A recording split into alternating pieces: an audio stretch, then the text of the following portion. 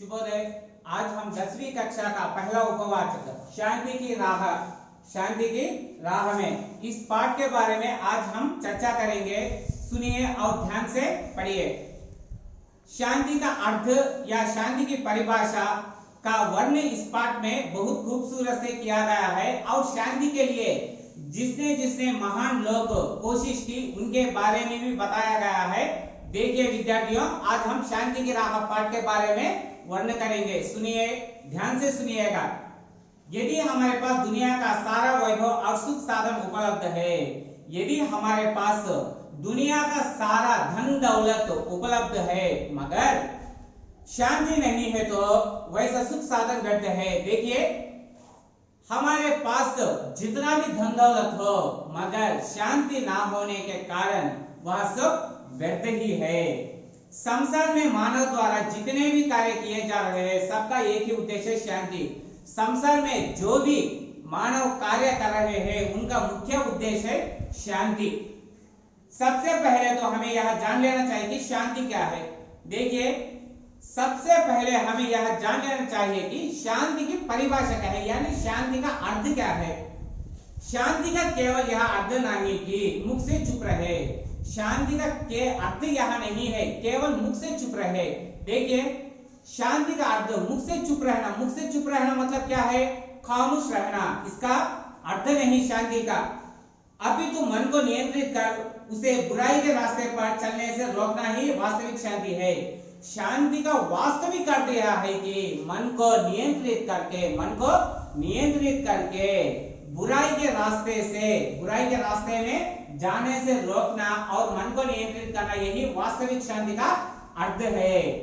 इसलिए जहां शांति है वह सुख है। इसलिए कहते हैं कि जहां शांति है वह सुख है, जहां सुख है वह स्वर्ग है, जहां स्वर्ग है वह एक दुनिया का श्रेष्ठ स्थान है। देखिए, कवि ने यह बहुत अच्छे तरह से कहा है, जहां शांति है वह सुख है, जहां सुख है वह स्वर्ग है, जहां स्वर्ग है वही दुनिया का सर्वश्रेष्ठ स्थान है।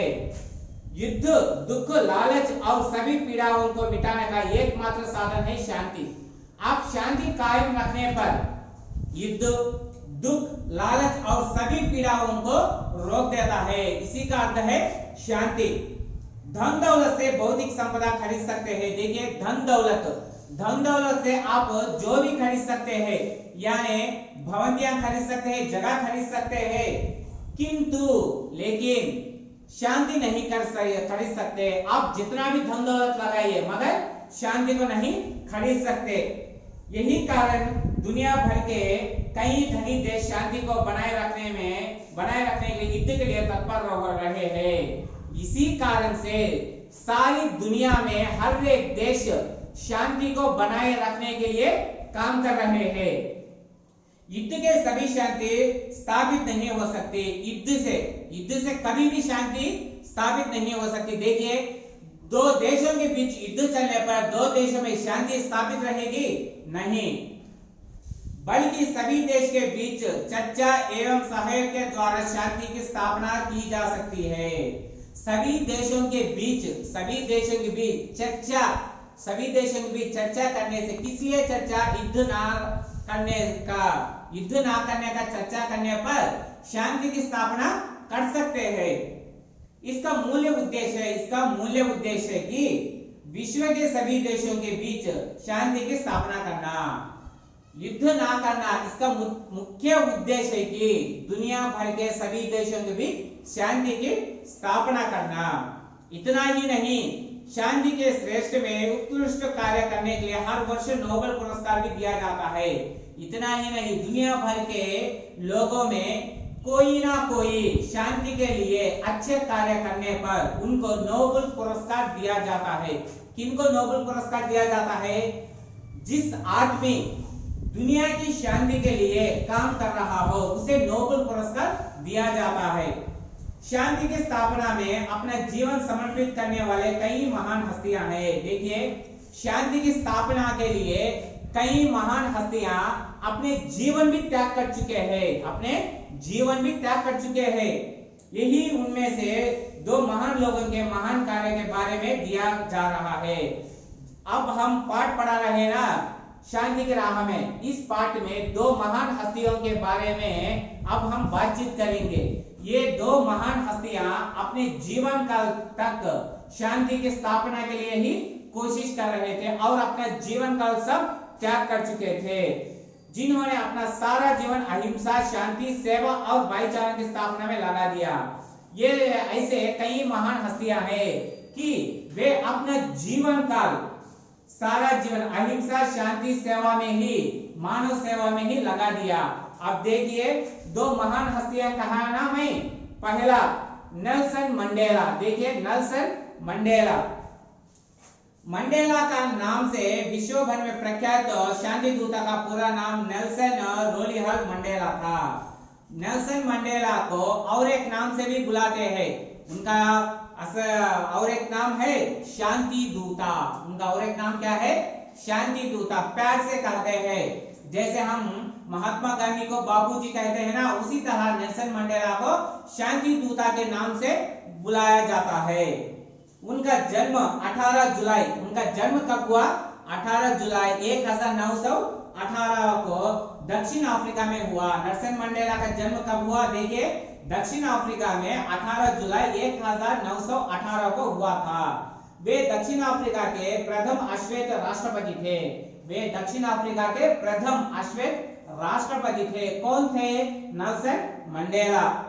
राष्ट्रपति बनने से पूर्व वे दक्षिण अफ्रीका में सदियों से चल रहे रंगभेद का विरोध करने वाले अफ्रीकी नेशनल कांग्रेस और इसके शास्त्र गुट अनमोक में सीजित वे देखिए, जो नेल्सन मंडेला पहले अफ्रीका के अश्वेत राष्ट्रपति थे, वे राष्ट्रपति बनने के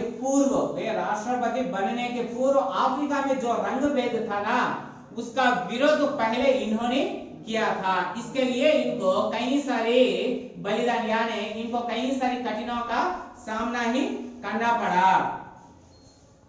रंगभेद विरोध संघर्ष के कारण इन्होंने 27 वर्ष रॉबिन द्वीप के कारागार में बिताए।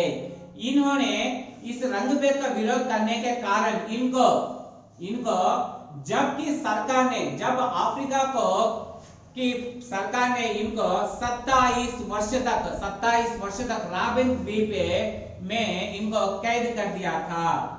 उन्होंने कोयल खाने का काम करना पड़ा था। वह इस कारागार में वे कोयल खाने का काम करना पड़ा था। सन 1990 में श्वेत सरकार से हुए एक समझौते के बाद उन्होंने नए दक्षिण अफ्रीका का निर्माण किया। 1990 में श्वेत जाति सरकार ने समझौते के बाद वे नए अफ्रीका का निर्माण किए। कौन? Nelson Mandela. वे दक्षिण अफ्रीका एवं समूचे विश्व में रंगभेद का विरोध करने के प्रतीक बन गए। संयुक्त राष्ट्र संघ ने उनके जन्मदिन को नेल्सन मंडेला अंतरराष्ट्रीय दिवस के रूप में मनाने का निर्णय लिया। यही तक ही नहीं, संयुक्त राष्ट्र संघ भी नेल्सन मंडेला के जन्मदिन पुरस्कार करके उस दिन को नेल्सन मंडेला अंतरराष्ट्रीय दिवस के रूप में मनाया जाता है। दक्षिण अफ्रीका के लोग मंडेला को व्यापक रूप से राष्ट्रपिता मानते हैं। जिस तरह हम महात्मा गांधी को राष्ट्रपिता मानते हैं ना, उसी तरह नेल्सन मंडेला को अफ्रीका के लोग राष्ट्रपिता मानते हैं। उन्हें लोकतंत्र के प्रथम स्थापक थे। वे लोकतंत्र के प्रथम स्थापक थे। देखिए दक्षिण अफ्रीका में प्राय उन्हें मदीबा कहकर बुलाया जाता है। दक्षिण अफ्रीका के लोग इनको और एक नाम से भी बुलाया जाता है, मदीबा कहकर बुलाया जाता है। यह शब्द बुजुर्गों के लिए सम्मान सूचक है। मदीबा का मतलब है कि बड़े आदमी। अफ्रीका के लोग मदीबा कहकर बुलाते थे। किसको? नेल्सन मंडेला को। मदीबा का मतलब है कि बुजुर्ग के लोगों को सत्कार रूप से बुलाने का एक सूचक है। उन्हें अब तक 250 से भी अधिक राष्ट्रीय व अंतरराष्ट्रीय पुरस्कार से सम्मानित किया गया। नेल्सन मंडेला को अब तक 250 राष्ट्रीय व अंतरराष्ट्रीय पुरस्कार दिया गया। और सन 1993 में नोबेल शांति पुरस्कार, भारत रत्न पुरस्कार दिया गया। इनको 250 अंतरराष्ट्रीय व राष्ट्रीय पुरस्कार से सम्मानित किया गया। उनमें उल्लेखनीय कुछ पुरस्कार है, देखिए 1993 में नोबेल शांति पुरस्कार और भारत रत्न पुरस्कार और सन 2008 में गांधी शांति पुरस्कार प्राप्त हुए हैं। यही नहीं, इनको कई सारे पुरस्कार भी मिले हैं। देखिए उनका स्वर्गवास 23 नवंबर 2013 को हुआ। उनका स्वर्गवास कब हुआ? 23 नवंबर 2013 को हुआ। ऐसे महान शांति दूता के निधन पर सारे विश्व ने अपूर्व श्रद्धांजलि समर्पित की। ऐसे महान शांति दूता के निधन पर, निधन माने मर जाना, निधन पर सारे विश्व ने श्रद्धांजलि घटाई। और देखिए दूसरा, मैं पहले ही कहा था, दो हस्तियों ने अपना जीवन का सब सेवा त्याग में किया है। उनमें पहले है नेल्सन मंडेला और दूसरा है मदर टेरेसा। मदर टेरेसा को आप सब जानते हैं ना। मदर टेरेसा को देखिए, मदर टेरेसा ऐसा एक नाम है जो शांति, करुणा, प्रेम व वात्सल्य का पर्याय कहलाता है। मदर टेरेसा का नाम याद करने से ही हमको कुछ भावनाएं याद आने लगती है। शांति, करुणा, प्रेम, वात्सल्य, सेवा आदि भावनाएं हमारे मन में जाग उठती है। इस तरह की औरत है मदर टेरेसा। देखिए ऐसी महान माता का पूरा नाम अगस्तिना बोदसिया टेरेसा था। उनका जन्म 26 अगस्त 1910 और स्वर्गवास 5 सितंबर 1997 में हुआ था। देखिए इनका जन्म अगस्त में हुआ। इनका जन्म कब हुआ? 26 अगस्त में 1910 में और इनका निधन 5 सितंबर 1997 में हुआ। वैसे तो वे यूगोस्लाविया की थी, वे भारत के ना थी, वे यूगोस्लाविया की थी। आगे चलकर सेवा की भावना में रत होकर भारत की नागरिकता स्वीकार कर ली। पहले मदर टेरेसा भारत के आने पर वे एक पाठ्य मदर टेरेसा की दृष्टि में तो भारत के कोलकाता के कुछ लोगों का ध्यान गया। मदर टेरेसा को भारत के कुछ लोगों का ध्यान गया। इनमें ज्यादातर अनाथ और कुछ लोग ऐसे थे कि उनको ना खाने का इंतजाम था ना पढ़ने का। इन लोगों को सेवा करने के लिए मदर टेरेसा ने निर्णय लिया और उन्होंने उनकी सेवा करते करते वे भारत की नागरिकता को भी स्वीकार कर ली। प्रारंभ में उन्होंने अध्यापिका के रूप में काम किया। वे प्रारंभ में भारत के आने पर वे पहला एक अध्यापिका के नाम काम किया था। पहले वे भारत आने पर वे अध्यापिका का काम किया, किंतु उनका सपना कुछ और ही था। मैं पहले ही कहा था ना, वे गरीबों और अनाथों को सेवा करना चाहते थे। इसलिए वे पहले भारत का आने पर वे अध्यापिका का रूप में काम किया।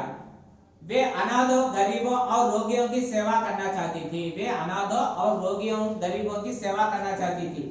इसलिए उन्होंने सन 1950 में कोलकाता में मिशनरीज ऑफ चैरिटी की स्थापना की। देखिए कोलकाता में 1950 में मिशनरीज ऑफ चैरिटी की स्थापना की। उनके द्वारा स्थापित संस्था को ही निर्मल हृदय कहते हैं। उनके द्वारा स्थापित किए गए संस्था को ही निर्मल हृदय कहते हैं। उन्होंने अपना सारा जीवन गरीब, अनाथ और बीमार लोगों की सेवा में लगा दिया। उनका सारा जीवन, मदर टेरेसा का सारा जीवन गरीब और अनाथ लोगों की सेवा में ही लगा दिया। सन 1970 तक वे गरीब और असहायों के लिए अपने माननीय कार्यों के लिए प्रसिद्ध हो गई। वे जिस तरह काम किया था, गरीबों और अनाथों की सेवा करते करते इतना मशहूर हो गए कि सारी दुनिया, ना कि भारत, हमें सारी दुनिया 1970 तक इनको जान चुकी थी। सन 1979 में उन्हें नोबेल पुरस्कार, सन 1980 में भारत रत्न पुरस्कार से सम्मानित किया। इतना जान चुके थे कि 1979 में नोबेल पुरस्कार प्राप्त हुआ और 1980 में भारत रत्न पुरस्कार प्राप्त हुआ। उन्होंने कथनी से कहीं करनी को अधिक महत्व दिया। वे करनी से मतलब जो आप करना चाहते हैं बातों से नहीं हाथों से करिए, बातों से नहीं हाथों से करने पर इन्हें महत्व दिया। इसलिए वे हमेशा कहती प्रार्थना करने वाले होठों से सहायता करने वाले हाथ कहीं अच्छे। वे हमेशा कहती थी ये कि प्रार्थना करने वाले होठों से सहायता करने वाले हाथ कहीं श्रेष्ठ है। मातृभूमि करुणामयी मदर तेरेसा ने अपने जीवन में यह साबित कर दिखाया कि मानव सेवा ही माधव सेवा है। मदर तेरेसा ने यह साबित कर दिखाया अपने जीवन का शब्द क्या है, माधव सेवा ही माधव सेवा। परोपकार के पथ पर चलने वालों का ही वास्तविक जीवन मिलता है। परोपकार माने क्या है, दूसरों को हम उपकार करना। इस तरह दूसरों को हम उपकार करने पर या उनको सहायता करने पर, उनको त्याग करने पर हमारे जीवन में वास्तविक जीवन मिलता है, हमको वास्तविक जीवन मिलता है।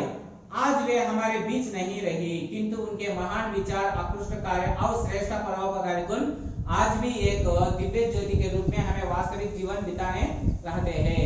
लेकिन आज अफसोस की बात है कि वे हमारे बीच में नहीं है, यानी वे निधन हो चुके हैं। मगर आज भी उनके कार्य और उनके नियमों का पालन हम आज भी कर रहे हैं। देखिए शांति की राह में देखिए यह पाठ पढ़ने से या सुनने से हमको भी शांति की राह में चलने का उद्देश्य मिलता है। आप ही समझिए, जो शांति कायम कर रखते हैं उनको हमेशा सफलता मिलती है और नाम रोशन आते हैं। जब भी आपके पास जितना भी धन दौलत हो, शांति ना रहने से पर सब व्यर्थ ही है।